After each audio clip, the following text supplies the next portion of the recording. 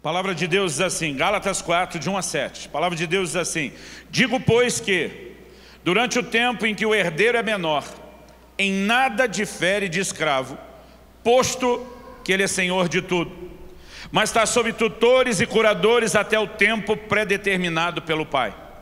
Assim também nós, quando éramos menores, estávamos servilmente sujeitos aos rudimentos do mundo. Vindo, porém, a plenitude do tempo, Deus enviou seu Filho, nascido de mulher, nascido sob a lei, para resgatar os que estavam sob a lei, a fim de que recebêssemos a adoção de filhos.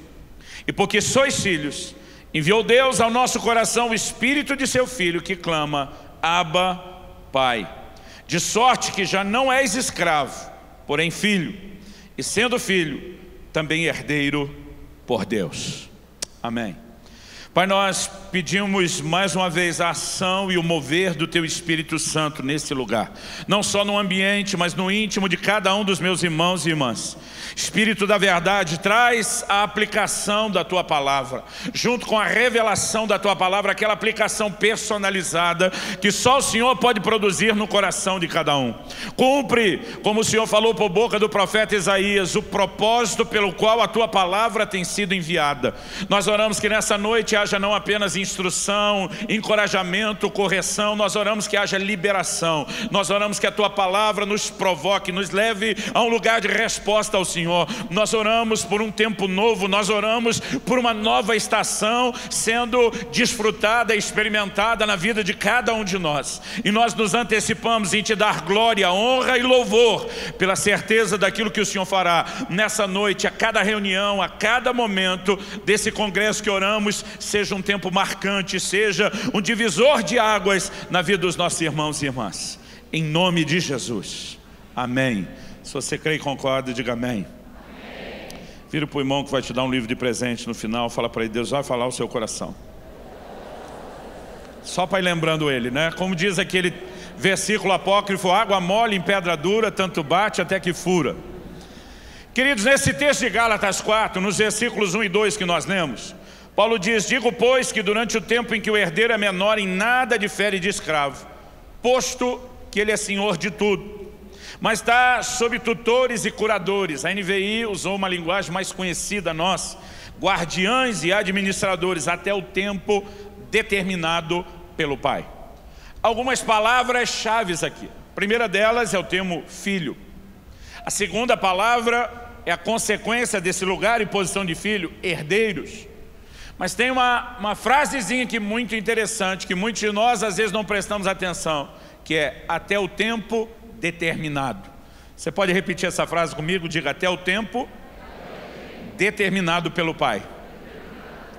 Ok, alguns estudiosos discutem se o que Paulo está falando aqui no versículo 1 e 2 era uma lei ou um costume no Império Romano. Para mim, na verdade, não importa descobrir se era lei ou costume. O exemplo era tão conhecido que ele consegue jogar aquilo e todo mundo saber exatamente qual é a ilustração que ele está apresentando. Mais importante para nós do que entender essa coisa de que o filho, mesmo sendo herdeiro, em nada diferia de um escravo, até o tempo em que ele pudesse ser reconhecido como herdeiro, com toda a legitimidade, com um mínimo de maturidade para poder ser introduzido na herança, o pai dizia, trata ele como qualquer outro, não dê a ele nada distinto na casa, até que ele tenha maturidade para ter acesso à sua herança. E na verdade é disso que eu quero falar nessa noite. A nossa conversa essa noite será em torno do assunto da maturidade. E eu quero te mostrar pela palavra de Deus que maturidade é uma chave no reino espiritual. Maturidade é aquilo que nos dá acesso à herança. Eu sou parte de uma geração que recebeu um forte legado da mensagem de fé, do movimento Palavra da Fé. Eu aprendi desde bem cedo que sem fé é impossível agradar a Deus. Que Tiago declara, peça porém com fé, não duvidando, porque o que duvida não pensa tal homem que receberá do Senhor coisa alguma. Sem fé a gente não recebe nada de Deus. Sem fé é impossível agradar a Deus. A Bíblia diz, o justo viverá da sua fé. Enquanto 500 anos atrás na Reforma se falava que a gente tinha que voltar a pregar a salvação por fé e não por obras, recentemente Décadas atrás, Deus começou um movimento no mundo nos conscientizando que a fé é não apenas para a salvação, mas para todos os benefícios que estão incluídos na salvação. E eu sou grato a Deus por esse movimento de fé. O problema é que a nossa geração, que ouviu falar de fé talvez mais do que as outras, começou a desenvolver um pensamento errado, de que tudo que a gente precisa para qualquer coisa é apenas fé. E eu quero te mostrar que, embora a fé seja essencial, elemental, ela não pode eliminar outras coisas importantes que às vezes vão trabalhar junto com ela para nos levar onde nós precisamos. Por exemplo, em Hebreus 6,12, a palavra de Deus diz o seguinte: fala que nós temos que nos tornar imitadores daqueles que pela fé e perseverança herdam as promessas. Como se herda as promessas de Deus? Com fé, sim, mas também com perseverança, ou dependendo da versão, paciência. Porque as duas andam de mãos dadas. Então eu não posso apenas pregar fé e não pregar perseverança. Que é um outro exemplo, 2 de Pedro, capítulo 1, verso 5. O apóstolo diz: acrescentai a vossa fé, porque a fé já estava lá. Então ele diz: acrescente a vossa fé a virtude o conhecimento, ao conhecimento a diligência. Lá na frente ele diz: porque se em vós houverem e abundarem essas coisas, serão acrescentadas à fé, vos será amplamente concedida a entrada no reino eterno de nosso Senhor e Salvador Jesus Cristo. Ele está dizendo: meu irmão, tu quer passar pela porta e entrar no reino de nosso Senhor, você vai precisar mais do que fé, você vai precisar de todas as outras virtudes, de todos os outros princípios que Deus colocou à sua disposição para operar junto com a fé. Quem está entendendo, diga amém. Eu quero te mostrar, querido, que só com fé você nunca vai viver a plenitude da sua herança. O que o apóstolo está dizendo aqui, o apóstolo Paulo, é algo muito forte. Como alguém pode ser o filho, o herdeiro da casa, o dono de tudo, mas está nivelado com o escravo? Enquanto não houver maturidade na criança, não dá para introduzi-lo na herança. Então, vamos pensar em algo. Eu achei que o Drummond Lacerda foi muito feliz ao escolher o título do livro dele, Fora do Alcance das Crianças. Se ele não tivesse dado o título para o livro, eu ia pegar para a minha mensagem, mas agora vai ficar feio, então arrumei um título diferente. Você já deve ter ouvido essa frase ou lido ela, provavelmente numa caixinha ou bula de remédio: mantenha fora do alcance das crianças. Mas pastor, o remédio é algo bom ou é algo ruim? Eu te responderia: depende. Na mão de um adulto que sabe gerenciar aquilo, provavelmente vai ser algo bom que o ajude a tratar de alguma necessidade. Na mão de uma criança que não tem entendimento, que não sabe como usar, ele pode ser algo perigoso, danoso, em alguns casos trágico, letal. Então, o que faz do remédio algo bom ou ruim não é o que o remédio é a capacidade que a pessoa que vai administrá-lo tem. E eu quero te dizer o seguinte, querido: quando falamos da herança, e eu não quero falar de herança natural, eu quero falar da herança espiritual que nós temos em Deus. A herança, ela pode ser caracterizada como algo bom, com certeza. Deus não disponibilizaria isso para mim e para você se não fosse algo bom. Mas só pode ser visto como bom se Deus encontrar em nós maturidade para lidar com isso. Porque se Ele não encontrar maturidade, a herança pode nos levar a um lugar complicado. Então, eu quero ter uma conversa sobre maturidade. Quando o apóstolo começa o versículo 3, o apóstolo Paulo, ele diz: assim também nós. Ele está dizendo o quê? Da mesma forma que nos dias do Império Romano, o filho dentro da casa não diferia em nada de um escravo até o tempo determinado pelo pai. Ele está dizendo: assim também é conosco. Em outras palavras, nós somos filhos de Deus? Sim. Como filhos somos herdeiros? Sim. Isso significa que a gente já vai de cara a ter acesso à herança? Não. Porque ele está dizendo: assim também nós, da mesma maneira que era naqueles dias do Império Romano, a Bíblia está dizendo: essa é a maneira que Deus decidiu tratar conosco. Então, eu quero falar sobre maturidade, como esse acesso à herança, como essa chave importantíssima. Mas, antes de falar da maturidade, eu preciso dar uma volta aqui e gastar um pouquinho de tempo falando da herança. Por que eu quero falar da herança primeiro? Porque se eu não te empolgar com a herança, e se você não conseguir entender o quão extraordinária é essa herança, o quanto vale a pena lutar por ela, então você não vai achar atraente o caminho para a herança que eu quero apresentar. Só tem uma forma de você valorizar o acesso à herança que eu vou apresentar, é se você entender que a herança vale a pena. Muitas vezes nós precisamos entender o quanto alguma coisa vale a pena para valorizar a luta, o caminho ou o processo para chegar àquilo. E eu quero tentar trabalhar um pouco esse conceito de herança, porque A maior parte de nós, os brasileiros, a palavra herança é um negócio muito vago, distante, porque a maioria de nós nunca recebeu uma herança.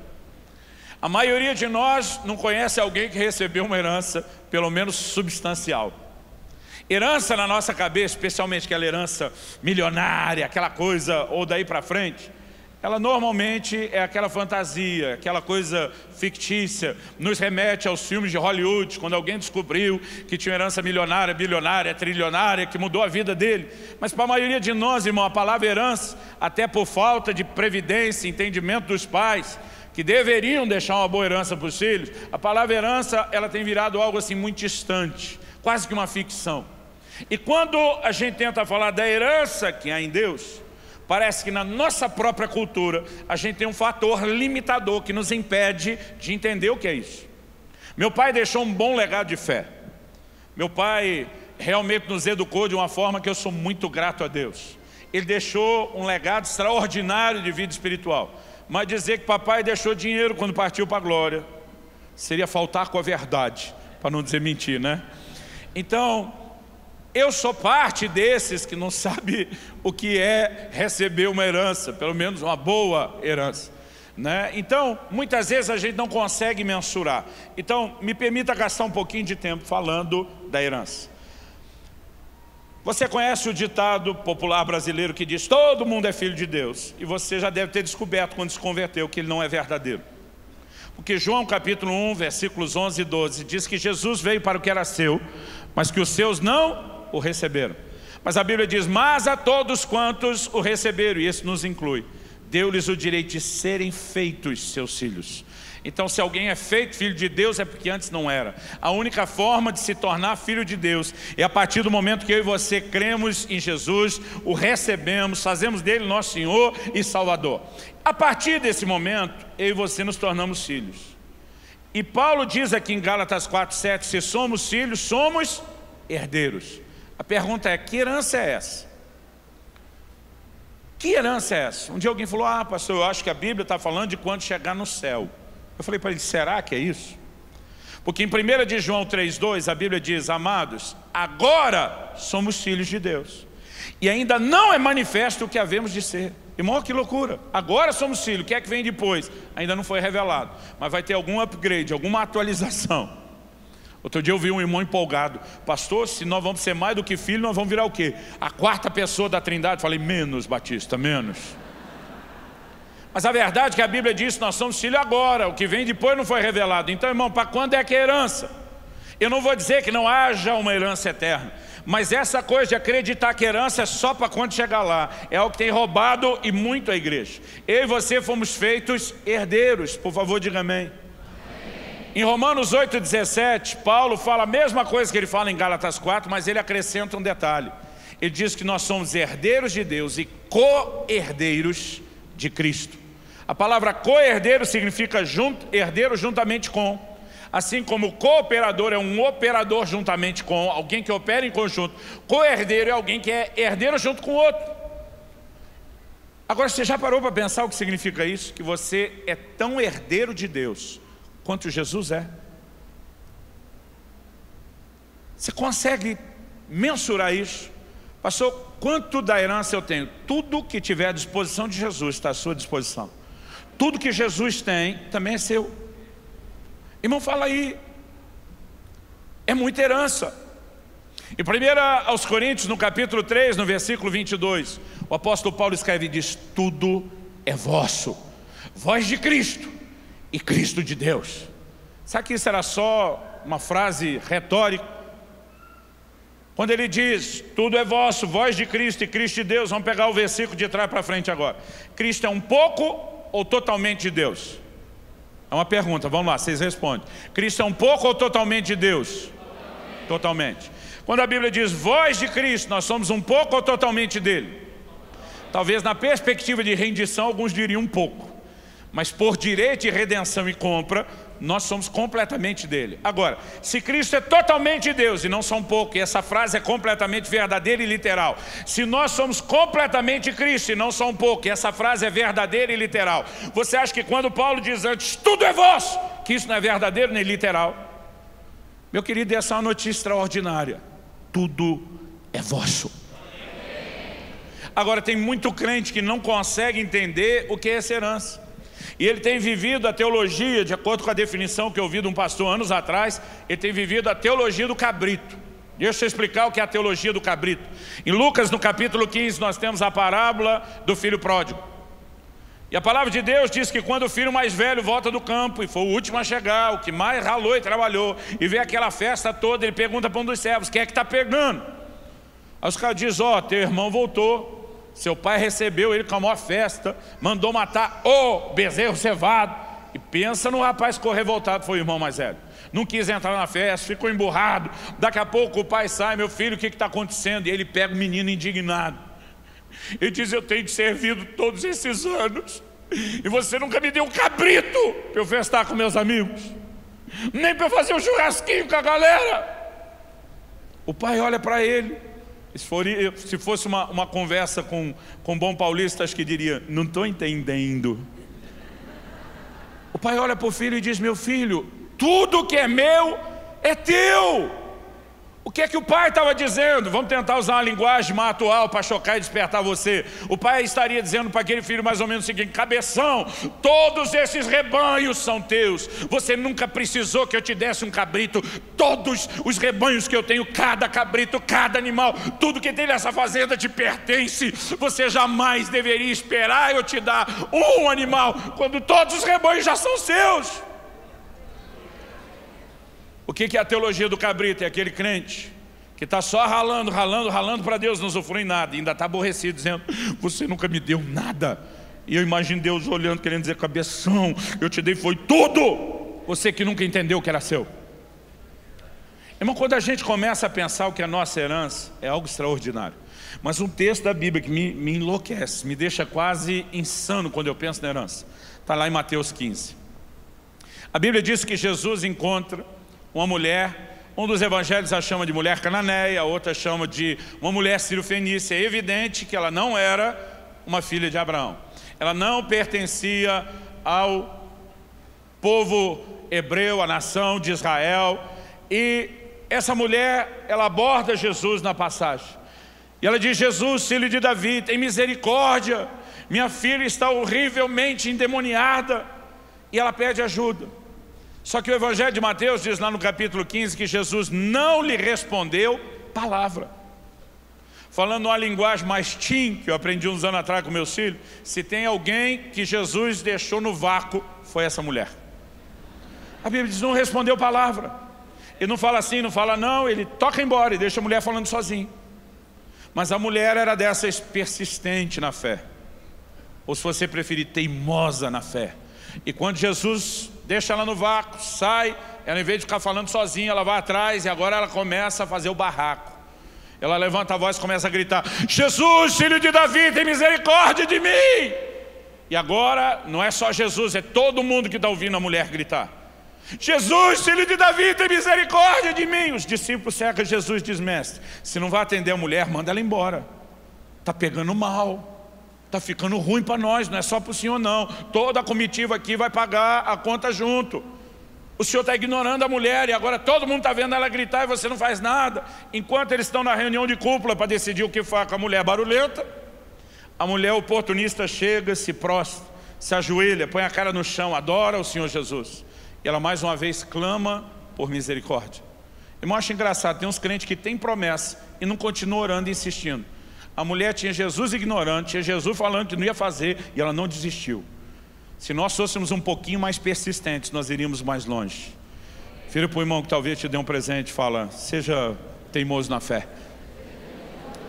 Agora, vamos falar dessa conversa. A hora que ela chega e mais uma vez implora, Jesus tenta explicar e diz: mulher, eu não fui enviado senão as ovelhas perdidas da casa de Israel.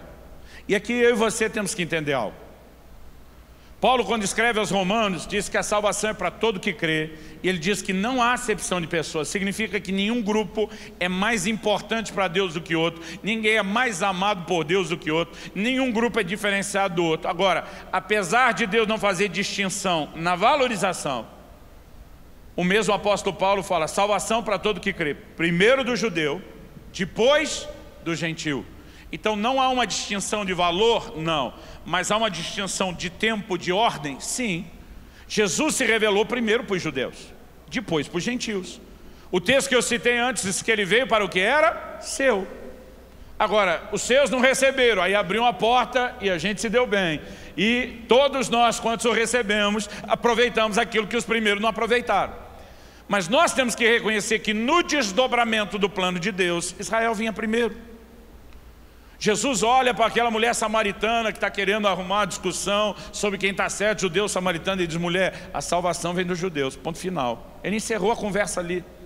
Então vamos entender algo. Nesse momento Jesus está dizendo: eu não fui enviado senão as ovelhas perdidas da casa de Israel. O que ele está dizendo? Você não está no time, no grupo de pessoas que eu vim servir. Eu não posso oferecer para você algo agora que só está sendo oferecido a um outro grupo do qual você não faz parte. E aí, para explicar, Jesus usa uma analogia, uma parábola. Ele diz: não é lícito tomar o pão dos filhos e dá-lo aos cachorrinhos. Vamos tentar entender o que Jesus falou. Um dia o irmão chegou para mim e falou: pastor, é isso mesmo que eu estou lendo aqui na Bíblia, que Jesus chamou a mulher de cadela? Eu falei: não, não é isso. Até porque há uma diferença entre o termo cão, que é negativo, é pejorativo, e o termo cachorrinho.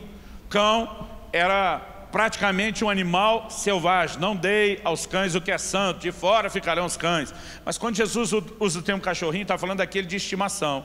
Está falando daquele que morava dentro de casa, que era querido, amado e aceito. Agora, o que Jesus está dizendo é que um cachorro pode até morar na mesma casa, ser querido pela família, mas não está na mesma posição que os filhos.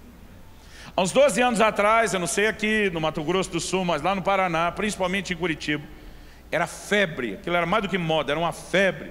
A geração dos meus pais diria, era coqueluche, né? Era um negócio impressionante. Todo mundo estava colocando uns adesivos de família nos carros. Então, aqui também, tinha uns adesivozinhos do papai, da mamãe, da quantidade de filhos. Então, de acordo com a família de cada um, você montava o adesivo. E eu coloquei no meu carro a figura do papai, da mamãe e os dois filhos que eu tinha, um menino e uma menina que eu tenho, né? O Israel e a Alice. E eles começaram a campanha lá em casa, querendo acrescentar um adesivo de um cachorrinho. E eu falei: negativo, o cachorrinho não vai entrar no adesivo. Mas pai, ele é da família. Eu dizia: ele não é da família. Um dia eu peguei um deles chamando o cachorro pelo nome e botando o sobrenome Subirá. Falei: pode parar, que esse sobrenome é sagrado para colocar em cachorro. Mas um dia eles se uniram e começaram a tentar me convencer que o cachorro era da família e tinha que entrar no adesivo. Falei: gente, vamos deixar quem tem a palavra final sobre tudo, que é Deus, explicar. E aí vim ler esse texto. Não é lícito tomar o pão dos filhos e dar aos cachorrinhos. Falei: ó, Jesus falou que não estão no mesmo nível. Eles olharam para mim e falaram: apelou, hein, pai? Mas basicamente é isso que Jesus está dizendo para aquela mulher: ei, você não está no nível deles, eles são os filhos.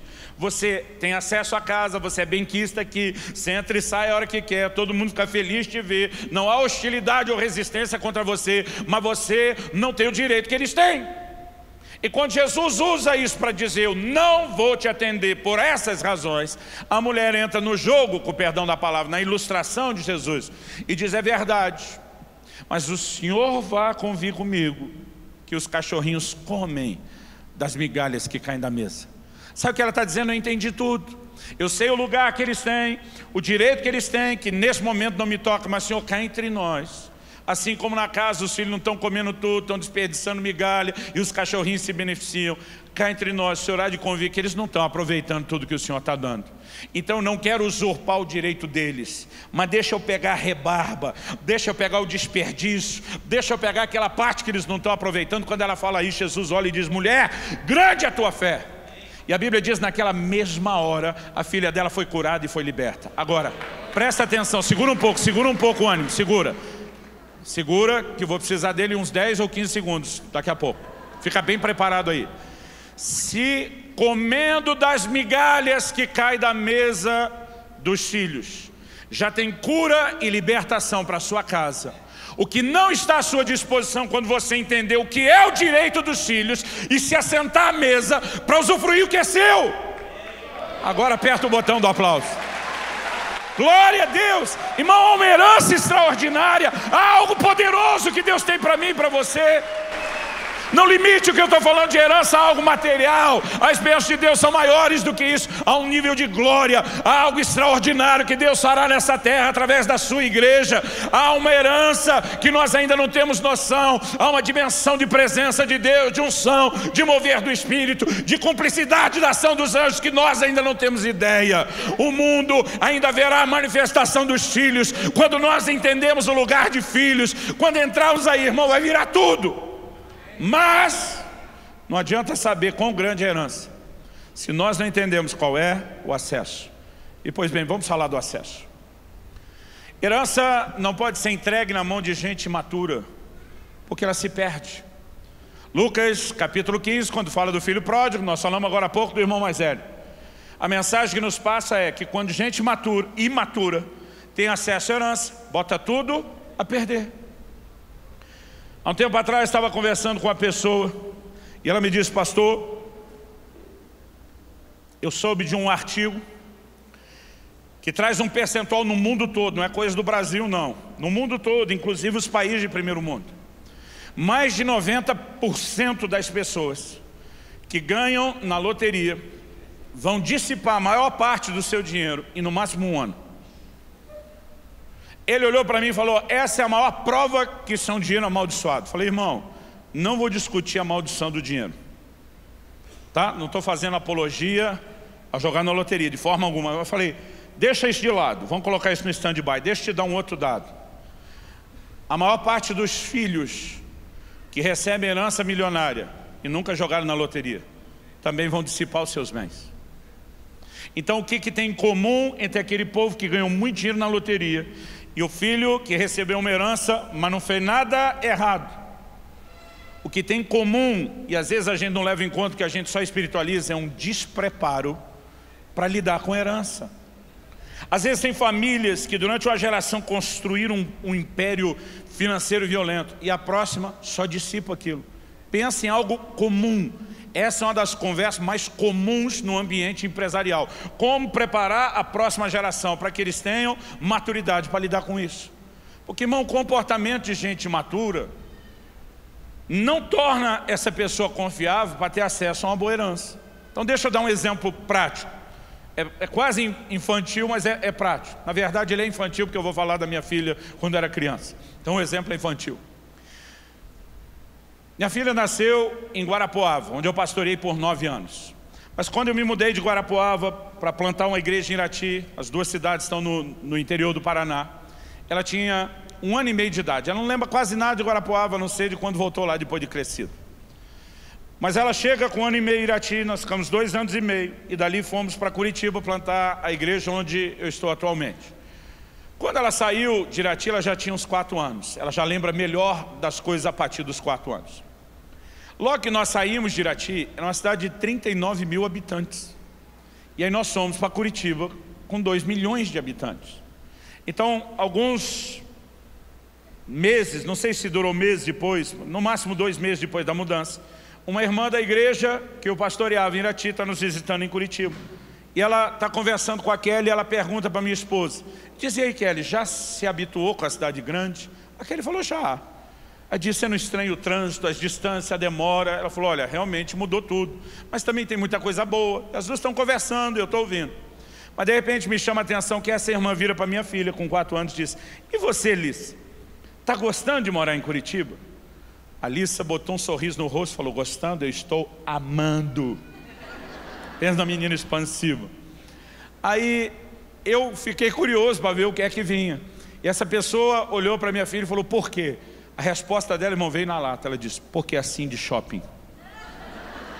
A cidade que a gente morava não tinha shopping center. Agora que eu em Curitiba, irmão, diversão do curitibano é shopping center, tem shopping para todo lado. E minha filha, ela está aos 4 anos de idade, para provar que já vem no DNA da mulher, né? Ela já está empolgada com shopping. Agora, quase 1 ano depois, ela está perto de completar seus 5 anos. Um dia minha filha tem uma conversa, no mínimo estranha, com a mãe dela, com a minha esposa. Kelly tinha ido resolver alguma coisa no shopping, voltou, e na volta a Lissa falou: mãe, queria te falar uma coisa. E a Kelly falou: pois não, filha. Algo que minha mulher me ensinou é: ouça, dá corda, não interrompa, não julgue, deixa eles entregar todo o ouro primeiro. Aí disse, pois não, filha. Ela falou assim, já estou orando por um marido rico. 5 anos de idade. Aí a minha esposa, por vontade de rir, segurou aquilo e falou, é mesmo, filha? Por quê? E quando ela perguntou por quê, minha filha respondeu, porque esse negócio de ir no shopping só olhar como você faz, não é comigo não. 5 anos de idade. Ela está para fazer 17, ela disse, pai, eu fico morrendo de vergonha quando você conta essa história. Apesar de eu ter o consentimento dela, ela ainda tem vergonha. Eu falei, filha, você ter vergonha, um dos maiores sinais, você amadureceu. Agora, nessa época, irmão, se eu desse 10 mil reais na mão da criança, ela torrava tudo, na primeira loja no shopping que visse. Naquela época, acho que o que era febre era aquele negócio da Hello Kitty, sei lá o quê, mas que ela comprava até a tiara da cabeça da vendedora. O que é isso? Imaturidade. Ela não entendia a mãe não gastar e ela queria ser a gastadeira. Agora o tempo passou. No ano passado nós tivemos uma situação interessante. Um dia eu chamei minha mulher para uma conversa. Falei, amor, você é uma mulher extraordinária, fantástica. Você já me apoiou em tudo quanto é loucura e maluquice que eu fiz pelo reino. Cada momento de nós fazer uma loucura, oferta a casa, esses monte de carro, você sempre apoiou. Na hora da gente ir servir sem salário, sem saber como seria a vida financeira, você esteve do lado. Você sempre soube apertar o cinto, entrar no modo mais econômico e missionário quando precisou. Mas eu falei, mulher, você treinou um padrão de economia que atualmente a gente não precisa, você está exagerando. Eu falei, eu quero que você gaste um pouco mais com você. Aí ela, não precisa. Eu falei, mulher, você não está entendendo. Falei, preste atenção que eu vou apelar, falei para ela. Deus disse que eu sou o cabeça do lar, quem manda aqui sou eu. Então vou te dar uma ordem, você vai me obedecer, porque senão você está resistindo à autoridade que Deus instituiu. Ela já ficou me olhando com a cara de riso, né? Vem. Eu falei, vá gastar dinheiro, eu estou te mandando. Tem as irmãs mandando glória, mas tem que ter o histórico de economia primeiro. Tem que ter o histórico de economia primeiro. Eu falei, vá gastar dinheiro, eu estou te mandando, se você não gastar, você vai desobedecer. Falei, faça a loucura que você nunca fez. Entra no shopping, pega o que você quiser, aonde você quiser. Sobe pro shopping essa semana, pelo amor de Deus e de mim. A mulher disse, tá bom, para não resistir a Deus.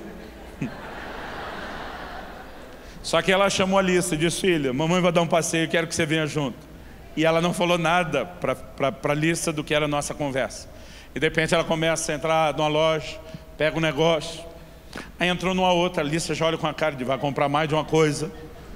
Depois ela entra numa loja, pega uma terceira. Aí a Alissa, mãe, você está bem? Estou bem. Quando ela entrou na quarta loja, minha filha falou, mãe, está tudo bem? Eu vou ligar para o pai, o que é que está acontecendo? E aqui ela em silêncio, não falou nada. Só quando chegou em casa, que ela me contou e depois contou para a Alissa. Eu lembro que eu olhei para minha filha Alissa e falei, o jogo mudou, não foi? Quando mamãe entrava e saía sem nada, você orava pelo marido rico. Agora que mamãe tem a permissão, a autorização e o incentivo de gastar, você fica trabalhando contra ela, né? Por quê? Porque a mentalidade da menina mudou. Por que mudou? Porque está amadurecendo. A maior prova disso, já mudou a oração de um milionário para um missionário. Irmão, deixa eu te explicar uma coisa. Você acha que eu entregaria 10 mil reais na mão daquela criança que pediu um marido rico? Não. Agora a pergunta é, por que você acha que Deus vai entregar tanto na minha e na sua mão, se o nosso comportamento e maturidade, às vezes está parecido com o dessa criança de 4 ou 5 anos? Se nós não crescermos, não nos poderá ser confiado aquilo que já é nosso. A questão não é que a gente tem que merecer, já é nosso. Mas Deus está esperando que haja maturidade para que somente então Ele possa confiar aquilo que já é nosso. Quem está entendendo? Por que você acha que Paulo, quando escreve a Timóteo sobre estabelecer os bispos, e diz assim, em 1 Timóteo, capítulo 3, versículos 6 e 7, não seja neófito. A palavra neófito significa novo na fé. Porque irmão, novo convertido, ele pode vir à frente no apelo, tem uma experiência com Deus. E aí a gente olha a carcaça, a embalagem, um corpo de adulto. Às vezes uma pessoa já madura, experiente.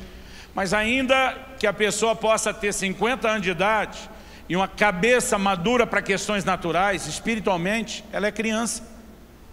Em 1 de Pedro 2,2 ele diz, desejai como meninos recém-nascidos, desejai ardentemente o puro leite espiritual, a fim de crescerdes para a salvação. Então aquele camarada de 50 anos converteu, ele é criança. Tem que ter um processo de amadurecimento espiritual. E aí Paulo está dizendo a Timóteo, não bota o cara em liderança antes de ter maturidade.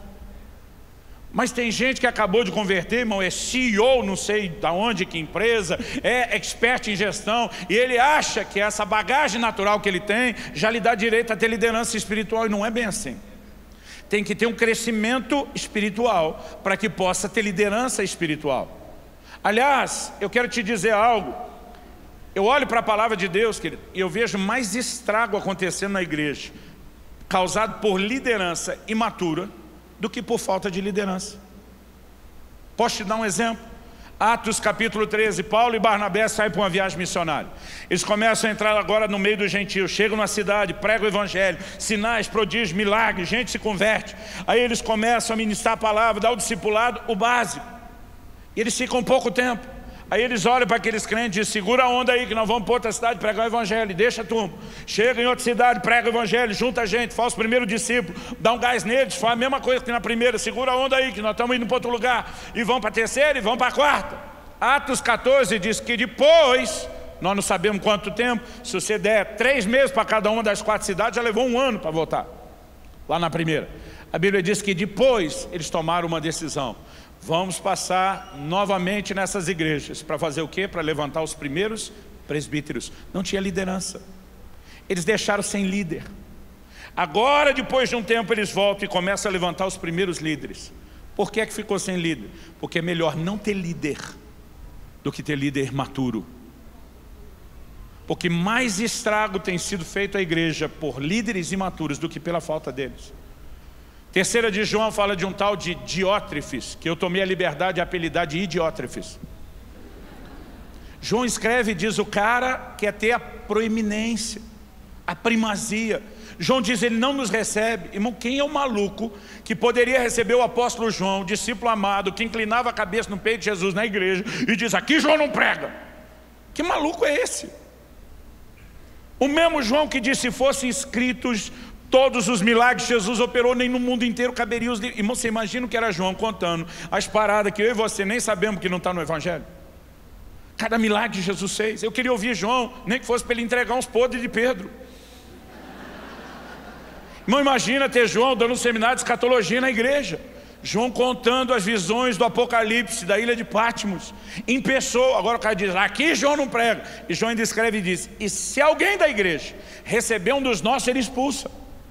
Por quê? Porque ele quer ter a proeminência. Em outras palavras, só ele pode brilhar debaixo do holofote. Ninguém mais pode aparecer. O que é isso, irmão? É um líder emocionalmente, até espiritualmente doente, que está matando a igreja por conta da sua imaturidade. Irmão, e não pense que isso pode acontecer com o outro, pode acontecer com cada um de nós. Paulo escreve em 2 Coríntios 12:7, ele diz, por causa da grandeza das minhas revelações, me foi dado um espinho na carne. Ele diz, para que eu não me ensoberbecesse.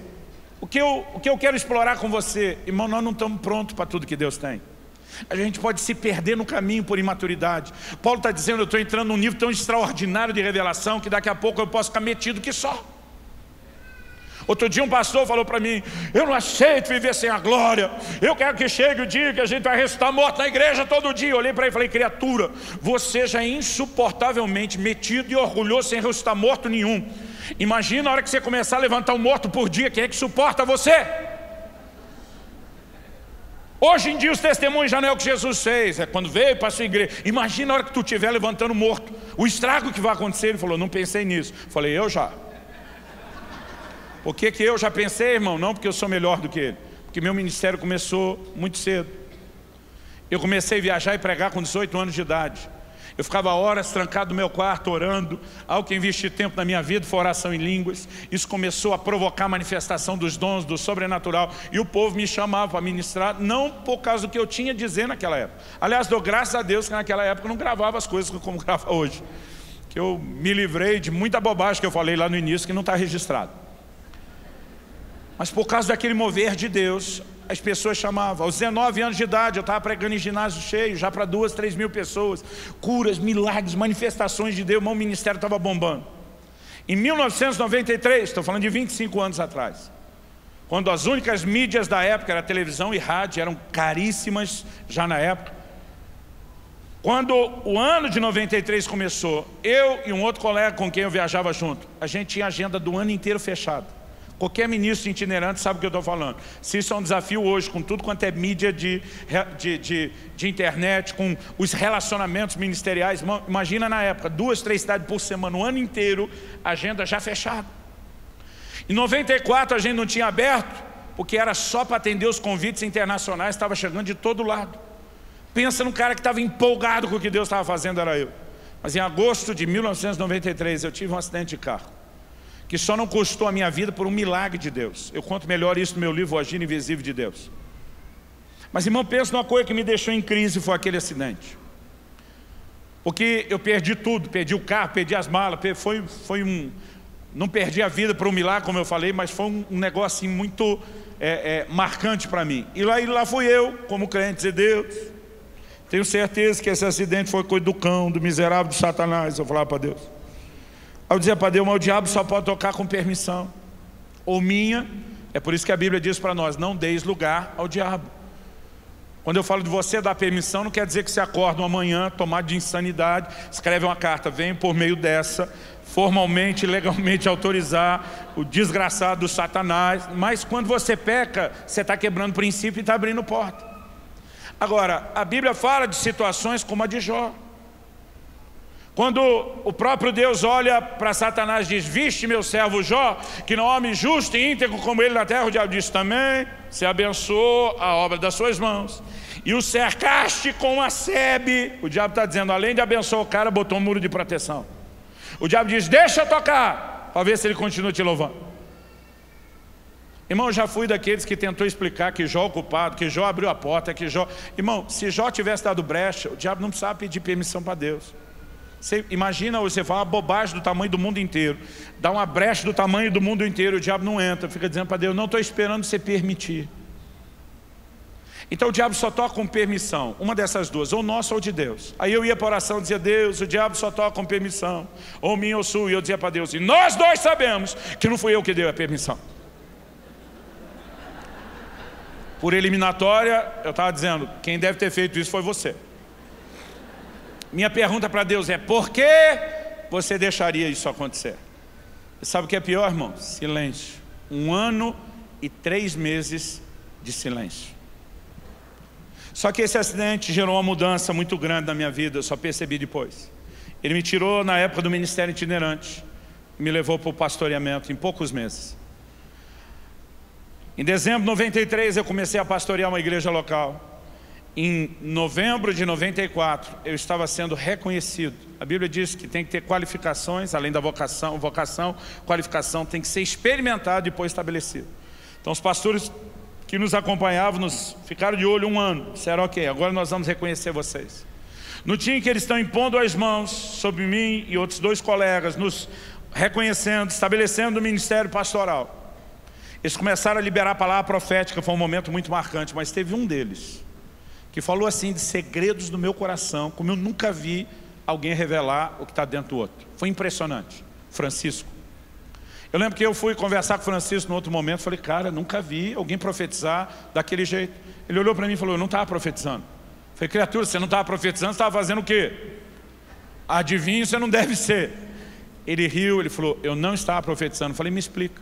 Ele falou: Luciano, na hora que eu impus as mãos sobre você para orar com você, eu tive uma visão aberta e eu vi um anjo de Deus em pé do seu lado.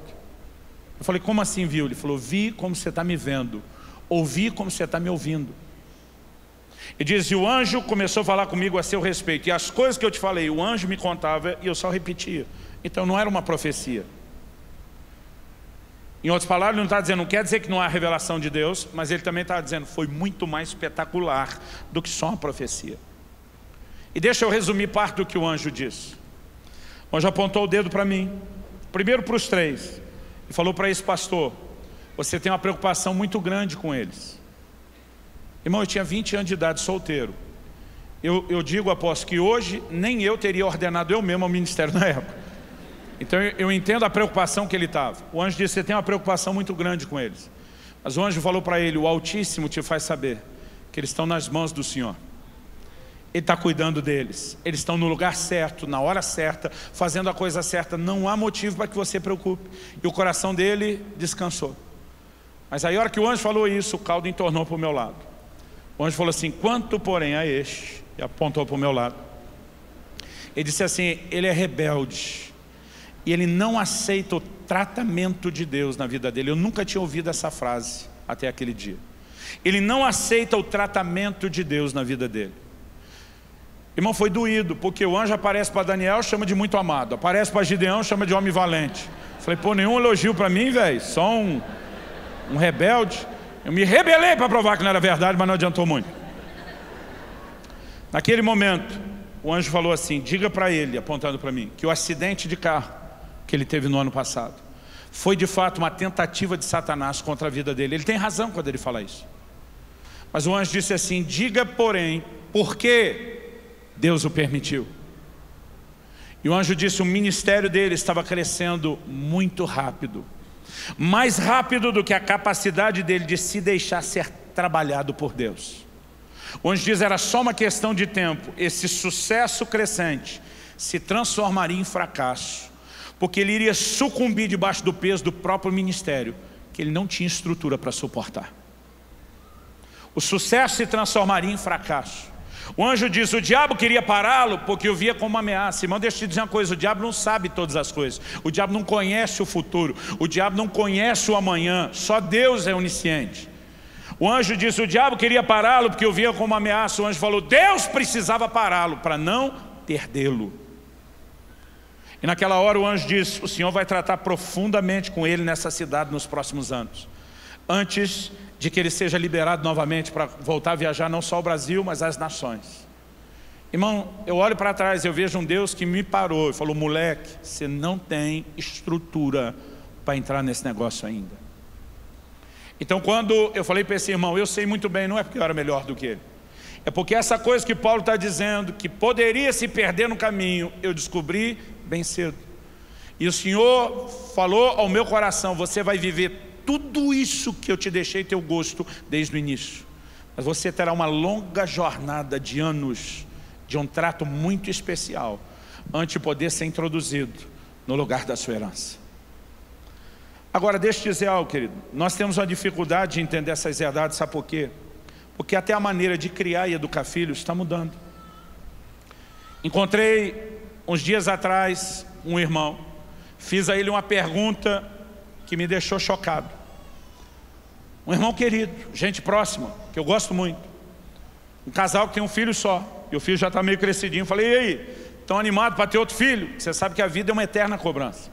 O cara é solteiro, tem uma filha, quando é que vai namorar? Está namorando, quando é que vai noivar? Noiva, quando é que vai casar? Casa, quando é que vai ter filho? Aí tem um filho, quando é que vem o outro? Aí tem outro, quando é que vem mais um? Ninguém para de cobrar. Então, na hora que eu falei: ei, está pensando em ter um segundo? Eu já não estava perguntando quando é, só fui dar uma sondada. Ele olhou para mim, mas respondeu na lata: de jeito nenhum. E eu me surpreendi com a prontidão da resposta. Falei: rapaz, você está decidido a não ter mesmo? Ele falou: tô. Falei: por quê? Ele olhou para mim e respondeu na hora e falou: é porque é muito caro. Pastor, o senhor está querendo dizer que esse pai é um pai muquirana? Não, o contrário.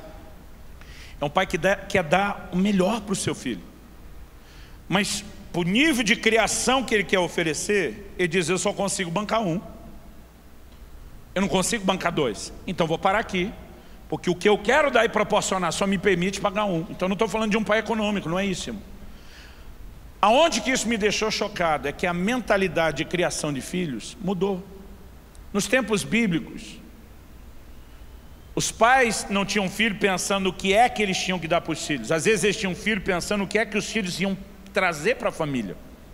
Por exemplo, Salmo 127, quando diz: bem-aventurado o homem que enche deles a sua aljava, dizendo que os filhos são flechas. O que é que a Bíblia diz? Não será envergonhado quando falar com seus inimigos à porta. O que é que Deus está dizendo? O cara tem um mundaréu de filho atrás. Quando tiver que resolver uma treta lá no portão com quem quer que seja, irmão, quanto mais filho tinha para ajudá-lo, mais garantida a família estava. Não se pensava no filho, no que é que nós faremos para ele. Pensava no filho, o que é que ele vai fazer para nós. O cara, na hora de ter filho, irmão, não parava com pouco, porque antigamente, diferente de hoje, todo mundo tinha que lavrar a terra, todo mundo tinha que plantar e colher. Esse negócio dava trabalho. Quanto mais filho um pai tivesse, porque às vezes a gente fica zombando os antigos, dizia tinha aquele monte de filho porque não tinha televisão. Não era só isso não, querido. Quanto mais filho tivesse para arar, para plantar, para colher, era mais força de trabalho para botar pão dentro de casa. Só que a mentalidade mudou. Hoje a gente não cria filho pensando no que é que ele vai cooperar com a família. Nós somos parte de uma geração que quer dar tudo para os filhos. E o que a gente não percebe é que nós estamos estragando a próxima geração quando criamos eles de forma equivocada. Deixa eu falar, querido, eu não vou muito longe. Eu estou falando dos tempos bíblicos, talvez você ache antiquado demais.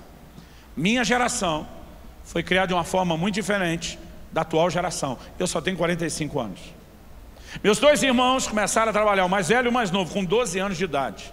Eu dei uma driblada para cá, para lá, me salvei até os 14 da CLT, da carteira assinada. Eu tentava explicar para papai que eu tinha alma de empreendedor e ele não entendia. Que eu queria ser meu próprio empregador.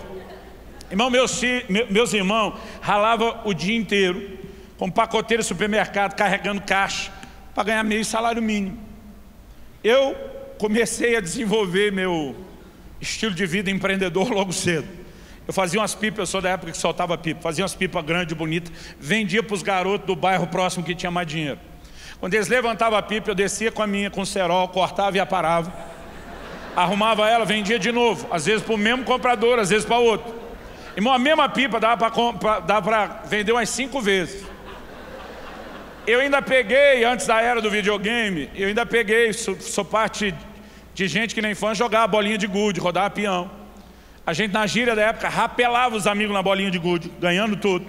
E depois eu vendia pela metade do preço, para ele não ter que comprar uma nova. Irmão, arrancava peão da roda, eu vendia. Tudo era negócio. Meu pai não teve condição, na época que nós éramos pré-adolescentes, eu e meus irmãos, meu pai não teve condição sequer de dar uma bicicleta para a gente. Mas eu montei, fazendo meus rolos, dando meus pulos, a segunda melhor bike de freestyle dos bairros todos à volta lá. Só tinha um cara que aquele não conseguia competir. Ele já era maior de idade, já tinha mais de 18. Ele trabalhava numa multinacional, num programa desse do Senai. Todo o salário dele era na bicicleta. Então cada parafuso da bicicleta dele era importado. Com ele eu não concorria. Mas eu tinha aquela sensação aos 14 anos, eu me viro, papai não consegue me dar, eu chego lá. Só que um dia eu entro em casa, e está um amigo do papai na sala, meu pai falou, deixa eu apresentar seu chefe. Falei, meu o quê? Seu chefe. Arrumei um emprego, você começa a trabalhar amanhã. Falei, pai, conversa é essa?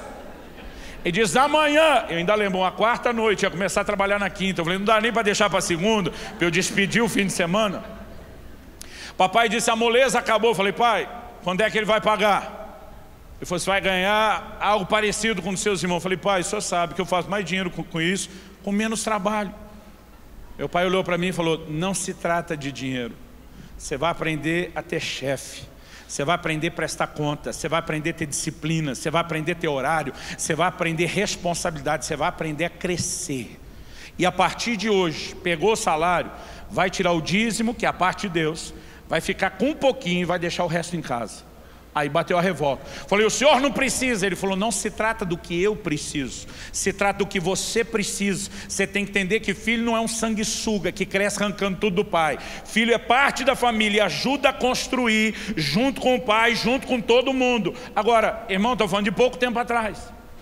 Hoje em dia, os pais dão tudo para os filhos não faz nada, não arruma a cama, não lava a louça, faz coisa nenhuma.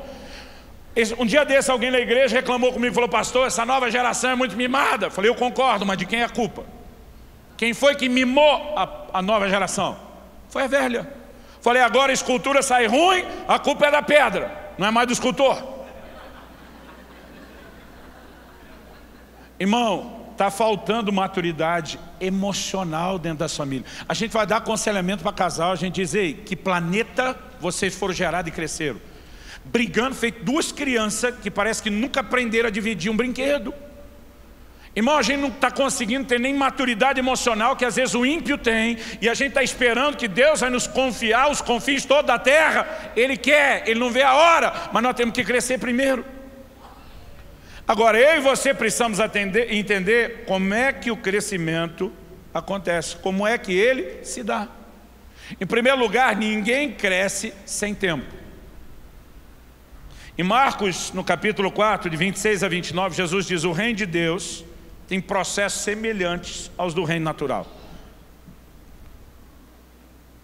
Eu estou perdido com esse meu relógio, que eu não ajustei o horário aqui. Uma hora antes, né? Eu levei um susto agora.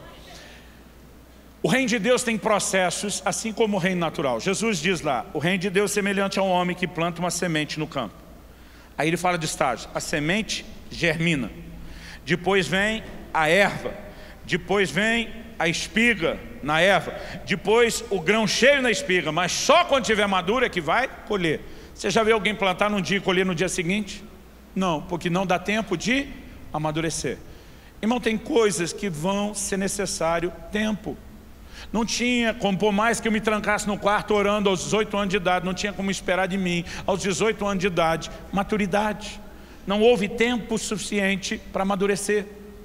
Agora, se por um lado não existe maturidade sem tempo, a outra pergunta é: só o tempo garante maturidade? Também não. Hebreus 5,12 diz: quando vocês já deveriam ser mestres, em razão do tempo decorrido, vocês têm necessidade de que de novo se vos ensine os princípios elementares dos oráculos de Deus. O que ele está dizendo? Galera, vocês têm tanto tempo de fé, tanto tempo de janela, era para estar ensinando os outros, e a gente tem que ensinar o beabá da fé de novo? Então só tempo também não garante o crescimento, porque o que a gente precisa ao longo do tempo é enfrentar determinados processos. Diga comigo: processos. Agora, se eu exagerar aqui no desabafo, depois você dá uma peneirada e arruma. Irmão, me preocupa ver a maneira como os pais estão criando os filhos, sem criar neles um senso de responsabilidade, de participação.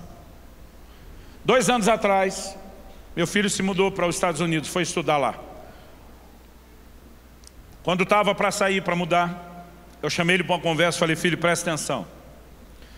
Você tem um salário do trabalho que você vai continuar prestando serviço à distância. Graças a Deus pelo seu salário. Você tem um mantenedor que apareceu só por Deus, sem nos conhecer.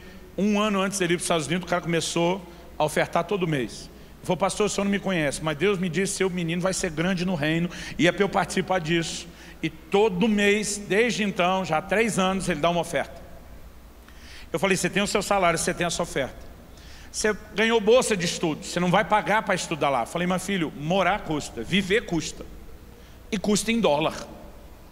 E esse dólar, que não baixa de 3, está um desafio para a gente.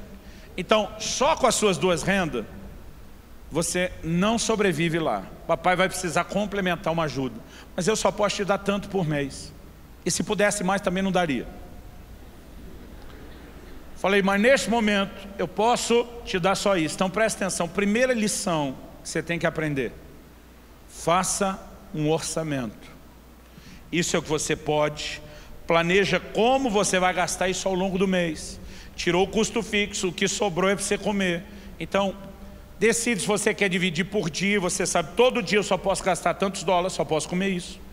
Ou de repente você quer passar 3 dias num modo mais econômico, no quarto lavar a alma, né, e gastar um pouquinho. Falei: você decide como, mas presta atenção em algo: eu não te mando dinheiro antes de virar um mês. Agora, o que eu vou falar, que ele pode te parecer até duro demais, há um contexto por trás disso. Estou falando de algumas coisas que eu fiz com meu filho homem, que eu não vou necessariamente fazer igual com a minha filha mulher. São treinamentos diferentes. Vou falar de algumas coisas que tem um contexto. Meu filho com 18 anos já estava falando de casar, e eu dando maior apoio. Que pensa na nora que ele arrumou, que era a nora dos sonhos. É a filha do meu pastor, do meu discipulador, né? Uma menina assim que a família inteira, todo mundo apaixonou por ela. E a gente encorajou inclusive eles a casar antes até do que eles mesmos pensavam e planejavam. Mas eu falei para ele: filho, você quer casar, eu dou maior apoio, mas você ainda é menino, e você tem que virar homem em pouco tempo. Então é o seguinte: eu vou te botar na estufa. Aqui usa essa expressão, estufa. Quando queria amadurecer fruta, botava na estufa. Eu vou te botar na estufa para acelerar o processo. Não, beleza, pai. Eu falei: beleza, você não está entendendo o que é estufa. Eu falei: lembra daquele filme que você assistiu do Tropa de Elite? O cara batendo na cara do outro, falando 02, pede para sair.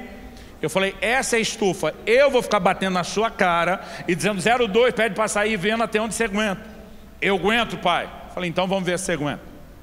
Falei, então preste atenção, não gaste o seu dinheiro todo antes do mês terminar, porque eu não vou ter dó de você.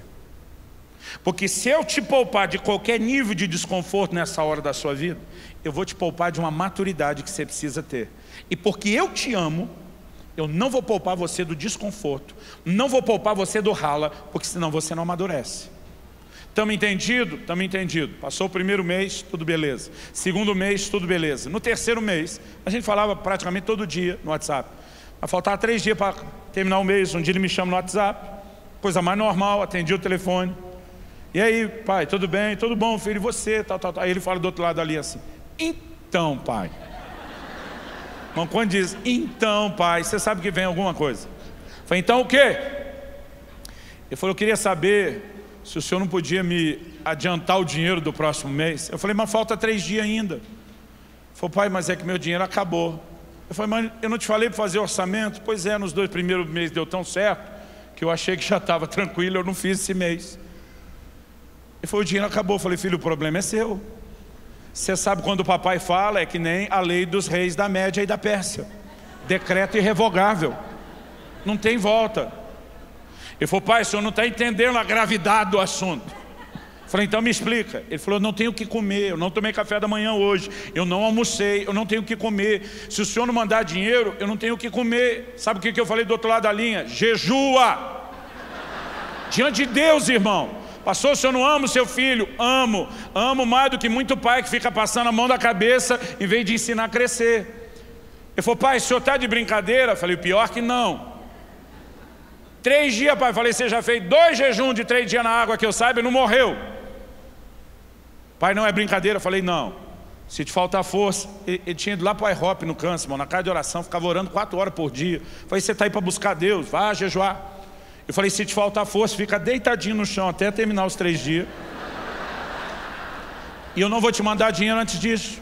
É lógico que não falei para a mãe do menino. A gente também tem que ter sabedoria. Esperei passar os 3 dias. Aí mandei o dinheiro. Aí ele comeu. Tá tudo bem, filho? Tá tudo bem. Aí lá fui eu conversar com a dona Kelly. Falei, meu amor, esse seu filho é uma benção, hein? Ela, é mesmo? Claro que é. Por que está falando isso? Falei, você acredita que o menino fez mais um jejum de 3 dias na água? Ela, que bênção. Quando ela falou que benção, falei, já está tudo tranquilo. Ela falei, olha, mas está certo que eu cooperei com o processo aí. Ela falou, você é um pai incentivador. Eu falei, sou, mas dessa vez foi mais do que incentivo. Eu botei uma pressão, eu fiz acontecer. Não, mas também é bom. Eu falei, deixa eu te contar como foi. E uma hora que eu contei como foi, ela me olhou e disse, você fez isso com o meu nenê? Eu falei, ele não é nenê. Ele tem 18 anos de idade, está falando de casar. Irmãos, se a gente amolecer, não cresce. Os nossos filhos precisam do amor de mãe, não entendo o que eu estou falando, mas precisam da firmeza de um pai, senão não tem crescimento. Um dia eu chego em casa, minha mulher está, aquele misto emocional que só mulher consegue. Minha mulher está nem triste nem feliz. Sabe aquela coisa? Você não define. Eu cheguei, minha mulher é sorridente, empolgada o tempo todo, não estou vendo aquele sorriso todo, mas também não tem um sinal de tristeza assim. Eu falei, amor, está tudo bem? Ela, está tudo bem. Eu falei, não está bem, nós estamos casados há 20 e tantos anos. O que aconteceu? Não, nada. Amor, não está bem. Nada não. Eu falei, amor. Ela falou, não, só a coisinha que me preocupou hoje, mas não, deixa. Eu falei, amor. Ela falou, fiquei com dó do Israel hoje. Eu falei, dó do quê, mulher? Eu e você estudando nesses colégios estaduais de gente pobre da periferia, o menino está estudando lá na América, você está com dó do quê exatamente? Ela falou, não, a gente estava conversando, e ele uma hora deixou escapar um negócio lá, falou assim, mãe, eu tenho uma saudade da fruteira aí de casa, que aqui na América a fruta é muito cara, eu quase não como fruta. Fiquei com uma dó do meu menino, dessa vez não era mais nenê. Irmão, não falei nada para ela, fiquei bem quietinho. Saí de fininho, passei a mão no telefone. Subi pro meu quarto, moro num sobrado, fechei a porta para ela não ouvir, chamei meu filho. E aí, pai, tudo bem? Falei, tudo bem, nada. Próxima vez você chorar com a sua mãe que está faltando fruta, não vai faltar só fruta para você comer. Você não vai ter mais nada para comer. Ele, o que está acontecendo? Falei, você deu uma resmungada com a sua mãe hoje, você não percebeu? E agora está o dia inteiro triste que o nenê dela, que está falando em casar, não pode comer fruta. Ele falou, pai, foi mal, nem percebi. Falei, mal é elogio, foi muito mal o que você fez. Falei, moleque, aprenda uma coisa, seja homem, você quer casar? Quero. E eu falei, lembra do 02, estou batendo na sua cara agora. Você quer casar? Quero. Homem não chora para mulher, aprenda isso. Quer chorar, chora comigo, chora com seus amigos, a gente se une, mas quando tiver com elas, quem dá firmeza é a gente. O dia que você chorar para sua mãe, para sua irmã ou para sua futura esposa, eu pego você. Passou uns meses, um dia minha esposa falou, eu acho que Israel adaptou, porque nunca mais reclamou de fruta.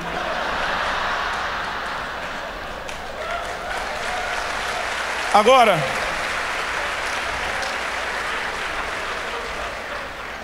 por que eu estou te contando isso, querido? Que mês passado, estamos em março, né? Fevereiro meu filho me liga. Ele falou, pai, eu preciso te agradecer. Porque depois que o mês passou, eu falei, filho, deixa eu te explicar o que eu fiz. Ele falou, pai, eu achei que o senhor tinha perdido o juízo.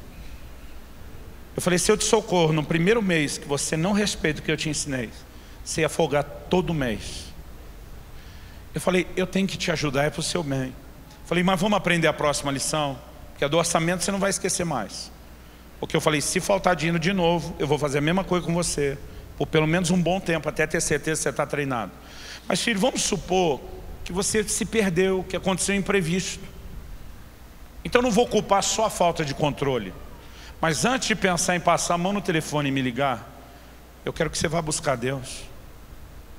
Eu quero que você passe a ter o seu Deus e não só o Deus do seu pai na sua vida. Eu falei, quanto milagre de provisão você viu dentro de casa? Ele falou, muito, hein, pai? Eu falei, sabe por quê? Porque minha fé foi esticada. Eu falei, filho, eu fiz muito jejum compulsório desse que você fez. A diferença é que não era meu pai me obrigando, eram as circunstâncias. Nós poupamos muito nossos filhos. Deixa eu dizer algo para os pastores, irmão, não chora na frente dos seus filhos do ministério, não. Minha mulher assistiu um filme. Tem um filme que às vezes ministra mais gente que umas pregações aí. Assisti um filme italiano, não sei quantos conhecem e viram aquele filme A Vida é Bela.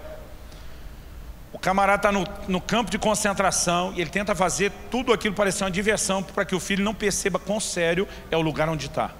Quando nós assistimos aquilo, minha mulher olhou para mim e falou, eu gostaria que nessa época difícil, de desafios do ministério, a gente deixasse nossos filhos de fora sem saber o que realmente está acontecendo. Irmão, tinha dia que eu ia jejuar porque não tinha o que comer. Eu dizia para minha mulher, vai visitar os irmãos para ver se te serve um pedaço de bolo. Leva as crianças junto para eles não passar fome. Mas nós nunca falamos o que acontecia. Agora, eu estou conversando com meu filho, falei, hoje que você cresceu, você me ouve contar histórias que às vezes você fala, pai, eu não sabia que era assim. Falei, mas sabe tudo que você já ouviu, tudo que você já viu? Está na hora de você ter as suas histórias, filho. Está na hora de você ter a sua experiência. Então a próxima vez que soltar, não me liga não. Não quer dizer que eu não vou estar aqui por você, mas eu preciso te ensinar a voar. Quando a águia pega o filhote, irmão, tira do ninho e joga, não é maldade da mãe. Ela está provocando aquele filhote a aprender, a ter a capacidade de voar e resolver a sua vida por si. Isso faz parte de um processo necessário. Quem está entendendo, diga amém. 2 meses se passaram depois do jejum compulsório. E o dinheiro do meu filho acabou. Faltava 2 dias antes de terminar o mês. Primeira coisa que ele pensou, bom, para quem jejuou 3 dias na água, 2 meses atrás, agora só 2 dias está mais fácil. E ele decidiu jejuar, mas falou, não vou ligar para o meu pai. Só que enquanto ele estava lá na casa de oração, ele lembrou de eu falando, filho, não deixe de pedir a Deus. E a hora que ele lembrou aquilo, ele começou a orar. Falou, Deus, já vi muito jejum sem ser obrigado. Eu não quero jejuar dessa vez. O que eu quero ver agora é o seu cuidado. O que eu quero conhecer agora é a provisão. Eu quero, como meu pai me ensinou, que você seja o meu Deus, não só o Deus do meu pai. E ele começou a orar. Falou, Deus, eu quero pedir que o Senhor faça um milagre. Quero pedir que o Senhor intervenha. Ele estava orando. E de repente o Espírito Santo falou com ele, vá para a cafeteria, seu café está pago. Ele saiu da casa de oração, foi para a cafeteria que é do lado. Quando ele chegou, para resumir a história, um menino que estava na frente dele na fila, na hora de pagar as coisas no caixa, virou e falou em voz alta para ele ouvir. Falou, tudo que esse menino pegar aí atrás é por minha conta. Eles nem se conheciam. Meu filho disse na hora, não, que isso? Falei, meu filho, tudo na fila, sem dinheiro, sem saber o que faz. O cara oferece e ainda diz não. Aí falou, pai, me pegou de surpresa. Falei, mesmo que fosse surpresa, não era para você estar esperando a surpresa? Aí ele disse, não, o cara falou, não, eu faço questão. Aí insistiu tanto, eu falei, então tá bom, só me vê aí um copo de café. Ele falou, não, você não vem aqui só para tomar café.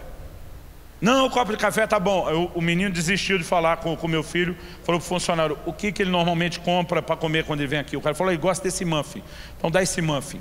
Pagou, pegou o troco, botou no bolso dele e falou, isso é o que Deus falou com você agora há pouco. Irmão, pensa num menino que surtou na fé. Ele ficou 1 ano lá naquela casa de oração, no Kansas. Ele teve umas 3 paradas dessa, de quando não tinha que comer, Deus dizia a hora de chegar em algum lugar e algo acontecia. Ele começou a aprender a depender de Deus.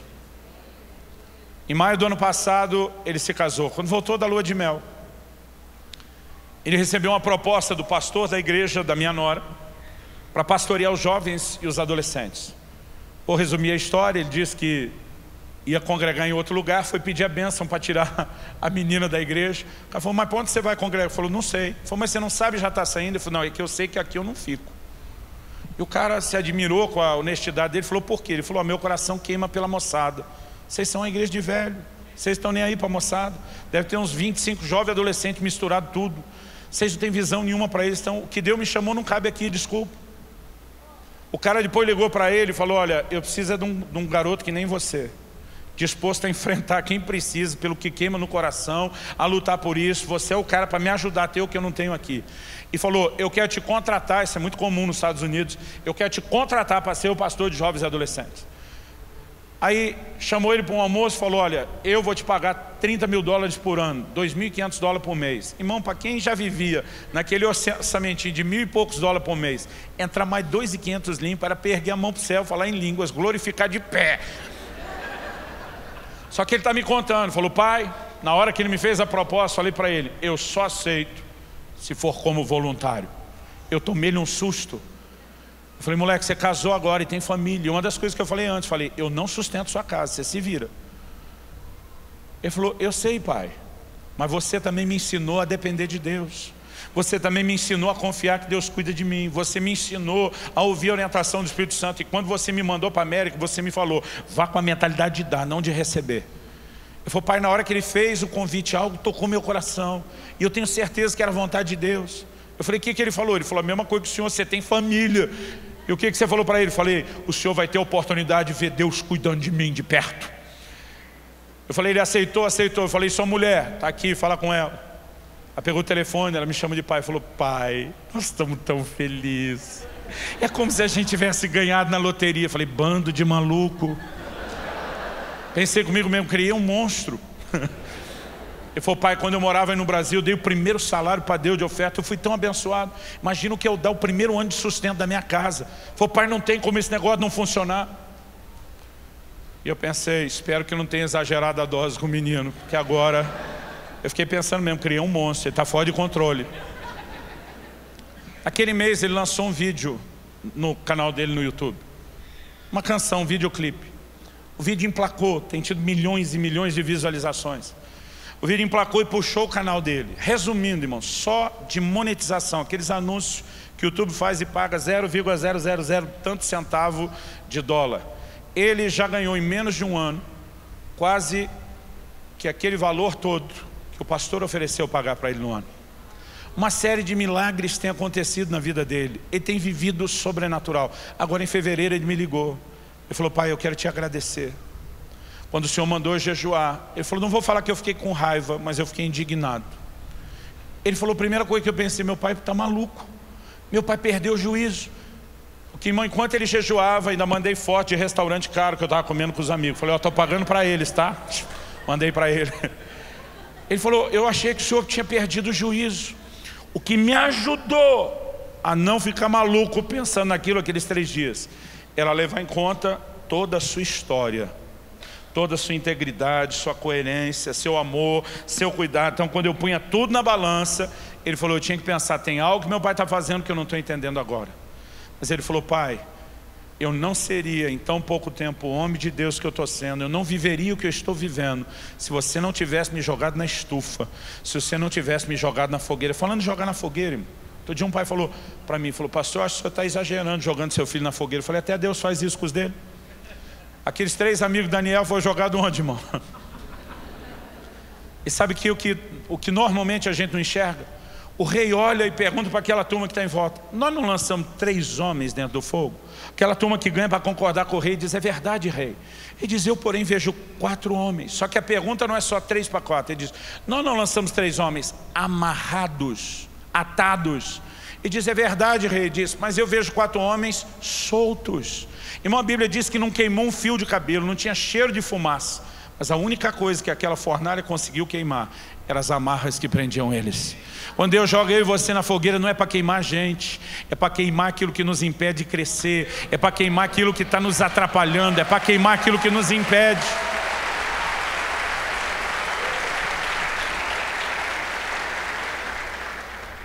Agora, sabe qual é o problema da geração mimada? Irmão, é sério, me perdoe falar assim, mas eu estou tentando provocar alguns mesmo. É moleque de 30 anos que não quer casar, quer ficar em casa jogando videogame. Nós precisamos, sabe qual é o problema dessa geração? Ela não consegue entender a linguagem de criação de filhos que Deus tem. Tiago capítulo 1 versículo 2: meus irmãos, tende por motivo de grande alegria o passardes por várias provações. Outro dia alguém falou para mim: Deus quer que a gente seja masoquista, pastor? Falei: não, querido. Ele quer que você tenha a experiência que seus pais te pouparam de ter. Os desconfortos geram na gente crescimento. Eu tinha 18 anos de idade, resolvi sair de casa. Fiz um acordo com meu pai, queria me manter, mandar no meu nariz. Irmão, tinha dia que eu jejuava porque não tinha o que comer. Andava 2 horas a pé, porque não tinha R$5 para pegar o ônibus, só era 10 quilômetros de caminhada. Aí você descobre o que é ter que lavar roupa, limpar a casa, cuidar de si. Tem coisa que ajuda a gente a crescer. Meu filho, depois de 6 meses morando fora, quando ele voltou a primeira vez para casa, minha filha olha para ele e diz: quem é você? O que é que você fez com meu irmão? Porque ela falou: pai, Israel está irreconhecível. Eu falei: filha, esse é o poder de morar sozinho, lavar sua roupa, fazer a sua comida, cuidar da sua própria vida. Ela olhou para mim e falou: acho que eu não quero estudar fora. Eu falei: querendo ou não, você vai. Você vai para você crescer. Quem está entendendo isso? Agora, quando Deus está dizendo: as provações vão gerar em você a perseverança vai gerar em você experiência, a gente não consegue pensar com a mentalidade correta. Mas deixa eu te dizer, querido, há muitas pessoas aqui hoje. Eu queria que a gente orasse. Eu me empolguei, gente, me perdoe. Vamos ficar de pé para parecer que está acabando essa parte. Só não vai embora, que nós ainda vamos ofertar depois da oração. Olha para cá um instante. Eu sinto Deus falando no meu coração que Ele vai fazer algo especial na vida de muitas pessoas. Tem muita gente aqui hoje passando pelo que eu chamaria de as dores do crescimento. Sabe, meu filho ficou numa crise e ele me contando, ele dizia: papai, eu ficava pensando, será que meu pai perdeu o juízo? Mas ele falou que me ajudou a entender que não, foi colocar na balança tudo que o Senhor é. Nesse momento eu quero que você faça a mesma coisa com Deus. A fé se apoia no caráter de Deus. Paulo diz: eu sei em quem tenho crido. Ele não falou no que eu estou crendo, em quem. A fé se apoia numa pessoa que está acima de qualquer suspeita. Talvez nesse momento pareça que Deus não está te ouvindo. Talvez nesse momento pareça que Ele não está te favorecendo. Talvez as circunstâncias possam estar sugerindo que Ele te abandonou, mas Ele na verdade nunca vai te abandonar. Ele diz: eu estou com vocês todos os dias, até a consumação dos séculos. Até quando joga a gente na fogueira, Ele era o 4º homem na fornalha. Ele não nos abandona nem na hora da fogueira. Mas muitas vezes essa dor nos gera um conflito semelhante ao que meu filho passou. E essa é a hora onde algumas coisas têm que ser resolvidas no nosso coração. Enquanto meu filho me agradecia em fevereiro, eu não ter poupado ele do desconforto para não poupá-lo do crescimento em algumas áreas, o Espírito Santo falou comigo: eu quero que você comece a falar sobre essas coisas. Há um paralelo acontecendo na igreja. E sabe, irmão, se nós vamos viver essa herança extraordinária, a herança é boa, a herança é grande, nós precisamos crescer. E não tem como crescer sem tempo e sem processos. Agora, quanto tempo você fica dentro do processo depende de você. Israel ficou 40 anos no deserto e reprovou. Jesus em 40 dias saiu resolvido. Qual será a sua resposta? Eu gostaria que todos nós orássemos por maturidade. Preste atenção, querido. Deus vai fazer algo extraordinário nessa terra. Deus fará algo especial na nação brasileira nos próximos anos. Deus fará algo especial nessa casa e nesse ministério. Tem muito avanço esperando a gente crescer e nós não podemos mais perder tempo.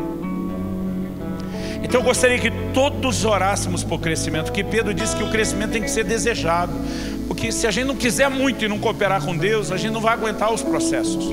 Assim como meu filho, que dizia: pai, eu vou aguentar o tapa na cara, o 02 pede para sair porque eu quero muito ser homem, eu quero muito casar. Quando você quer, irmão, você suporta melhor. Mas enquanto cada um de nós ora no seu próprio lugar, eu queria rapidamente chamar à frente. Nós não vamos demorar, mas eu gostaria que você pudesse sair do seu lugar com uma maneira de se posicionar diante do reino espiritual. Todos aqueles que estão enfrentando as dores do crescimento, que você está diante de qualquer processo, você diz: pastor, tem doído. Tem hora que dá a impressão que Deus me deixou e não que Ele está fazendo. Tem hora que dá a impressão que as coisas não estão andando, ainda não estão acontecendo. Talvez você diga: pastor, eu não sei se eu quero ir na frente, sou um pastor, um líder. Irmão, quanto mais meu filho crescia, mais duro o jogo ficava com ele, porque é o que ele podia suportar. Então você deveria estar entre os primeiros e não preocupado com isso. Se você está enfrentando as dores, significa que Deus ainda está tentando fazer você crescer. E se você está sentindo esse momento das dores do crescimento, bem depressa, vem para cá. Eu não sei o que Deus vai fazer, o que vai ser diferente no coração de muitos, mas há uma graça, há uma presença, há uma unção, há um bálsamo que Ele vai derramar nos corações. Deixa Ele te envolver. Esquece quem está perto de você. Coloca a sua vida diante dele. Você que está aí com nó na garganta, lutando para não chorar.